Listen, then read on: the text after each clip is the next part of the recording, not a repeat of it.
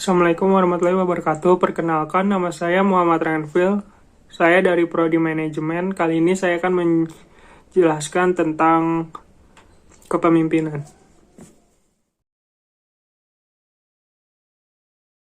Kepemimpinan adalah proses mempengaruhi aktivitas-aktivitas sebuah kelompok yang diorganisasikan ke arah pencapaian tujuan. Dalam pengertian lain, kepemimpinan adalah kemampuan dan keterampilan seseorang yang menduduki jabatan sebagai pimpinan satuan kerja untuk mempengaruhi orang lain, terutama bawahannya, untuk berpikir dan bertindak sedemikian rupa sehingga melalui perilaku yang positif, ia memberikan sumbangan nyata dalam pencapaian tujuan organisasi. Kepemimpinan mempunyai arti yang berbeda-beda bergantung pada sudut pandang atau perspektif-perspektif dari para peneliti yang bersangkutan. Misalnya dari perspektif individual dan aspek dari fenomena yang paling menarik perhatian mereka. Stockdale menyimpulkan bahwa terdapat hampir sama banyaknya definisi tentang kepemimpinan dengan jumlah orang yang telah mencoba mendefinisikannya. Lebih lanjut, Stockdale menyatakan bahwa kepemimpinan sebagai konsep manajemen dapat dirumuskan dalam berbagai macam definisi, tergantung dari mana titik tolak pemikirannya. Model kontingen.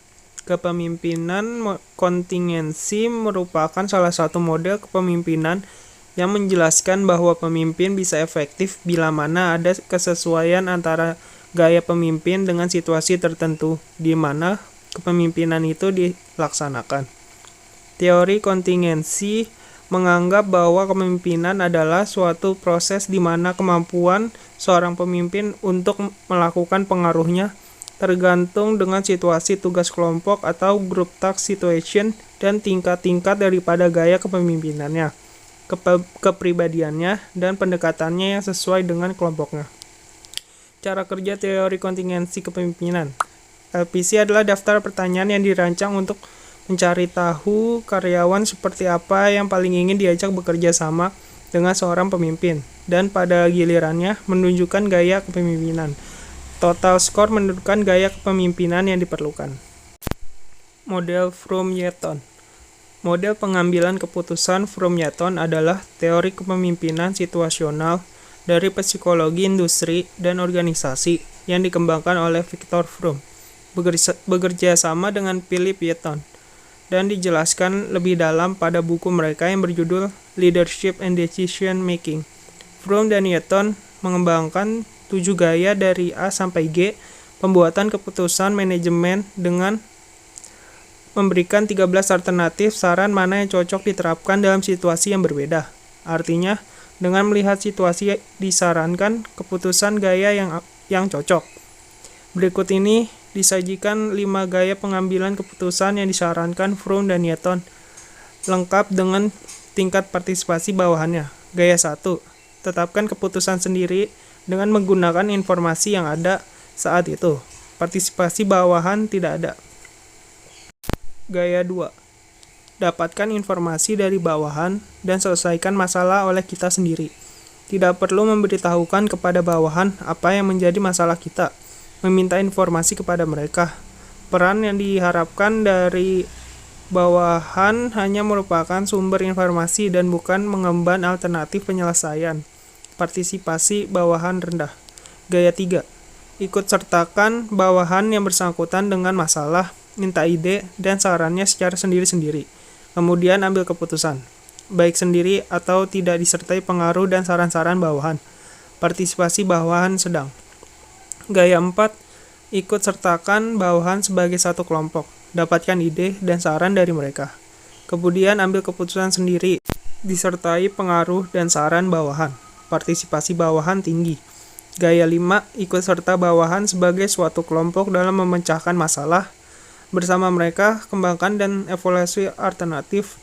Usahakan mencapai konsensus. Anda sebagai pemimpin berperan sebagai ketua. Tidak dibenarkan mempengaruhi kelompok dengan apa yang hendak Anda putuskan dan Anda bersedia untuk menerima dan melaksanakan setiap keputusan kelompok. Partisipasi bawahan sangat tinggi. Model Path Goal. Path Goal teori adalah suatu teori di mana suatu pekerjaan pemimpin untuk membantu pengikut-pengikutnya dalam mencapai sasaran dan mempersiapkan kebutuhan, arahan, dan dukungan. Model kepemimpinan jalur tujuan atau path goal menyatakan pentingnya pengaruh pemimpin terhadap persepsi bawahan mengenai tujuan kerja, tujuan pengembangan diri, dan jalur pencapaian tujuan. Dasar dari model ini adalah teori motivasi eksperimental.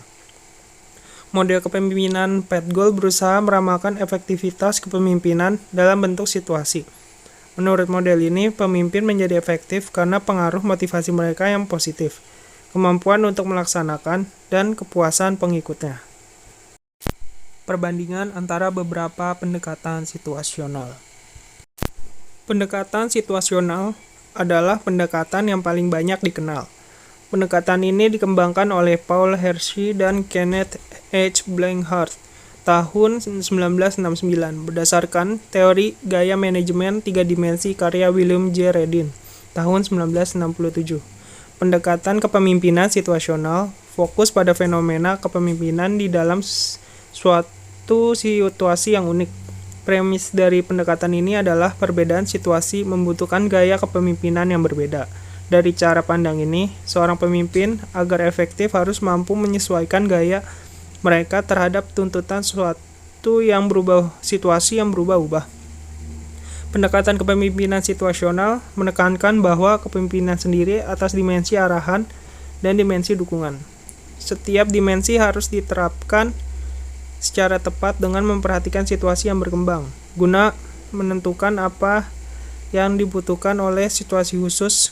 Pemimpin harus mengevaluasi pekerja mereka dan menilai seberapa kompeten dan besar komitmen pekerja atas pekerjaan yang diberikan. Kepemimpinan situasional menyediakan 4 pilihan gaya kepemimpinan.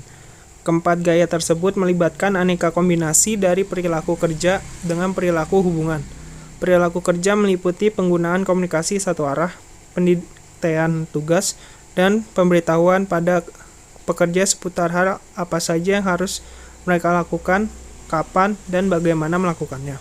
Dengan mengkombinasikan derajat tertentu perilaku kerja dan derajat tertentu perilaku hubungan, pemimpin yang efektif dapat memilih 4 gaya kepemimpinan yang tersedia, yaitu 1. Pemberitahu, 2. Partisipatif, 3. Penjual, 4. Pendelegasi. Masalah kepemimpinan. 1. Kegagalan berkomunikasi.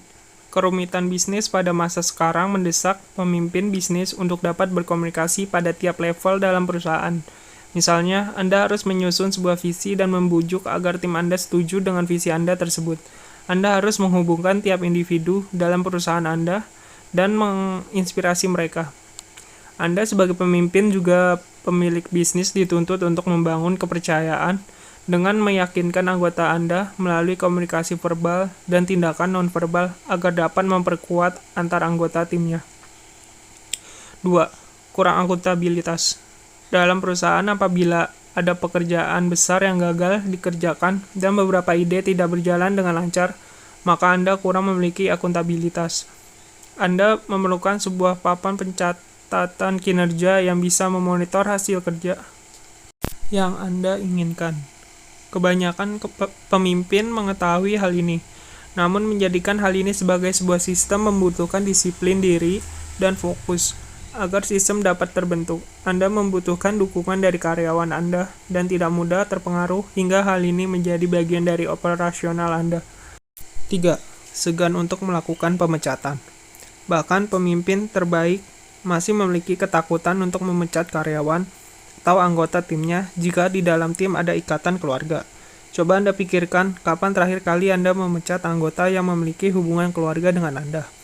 Ini adalah kelemahan dari seorang pemimpin yang masih menggunakan pandangan subjektif. 4. Kurangnya pemerataan. Sangat sulit bila seluruh anggota tim Anda tidak memiliki kesamaan cara pandang. Anda sebagai pemimpin tentu merasa tidak setuju, namun Anda harus memastikan bahwa seluruh anggota Anda berada di belakang dan Anda mengikuti semua arahan Anda untuk mengerjakan segala hal untuk mendukung Anda mencapai tujuan. 5. Kurangnya visi yang jelas. Seorang pemimpin sejati menciptakan visi untuk masa depan perusahaan yang mampu memberikan semangat untuk karyawan dan membuat mereka bekerja keras dan berbuat baik meski tidak ada yang melihat. Zaman sekarang, terutama untuk para milenial, Mereka berpendapat bahwa pekerjaan mereka tidak sekedar gaji yang mereka terima, namun kontribusi untuk hal yang lebih baik. 6. Eksekusi yang tidak berjalan. Ada 3 alasan pemimpin gagal melakukan eksekusi perencanaan kerja. Hal pertama adalah pemimpin tidak mengikut rencananya dengan disiplin. Seringkali pemimpin berubah rencana sendiri di pertengahan eksekusi, mengakibatkan hasil yang terjadi tidak sesuai harapan. Kedua adalah pemimpin gagal menilai prioritas kepentingan.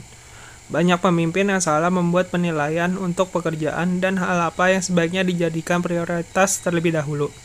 Ketiga, yakni pemimpin tidak menempatkan karyawan sesuai dengan kemampuan bidang kerjanya. Nah, ini yang sering terjadi di perusahaan. Ketidakmampuan pemimpin menganalisa potensi karyawan ini yang menjadikan pekerjaan terhambat atau lama. 7. Tidak bisa menyusun budaya perusahaan yang kuat. Budaya perusahaan sebagai fondasi dari sebuah perusahaan. Seperti yang pernah dijelaskan dalam artikel sebelumnya tentang pengaruh kepemimpinan dan budaya perusahaan. Pemimpin yang membuat budaya perusahaan. Jadi sebagai seorang pemimpin harus mampu menyusun budaya perusahaan yang kuat. Budaya perusahaan Anda menjadi sebuah keuntungan kompetitif yang dapat menarik perhatian dan mendatangkan hasil yang baik. Sekian penjelasan dari saya, kurang lebihnya mohon maaf. Wassalamualaikum warahmatullahi wabarakatuh.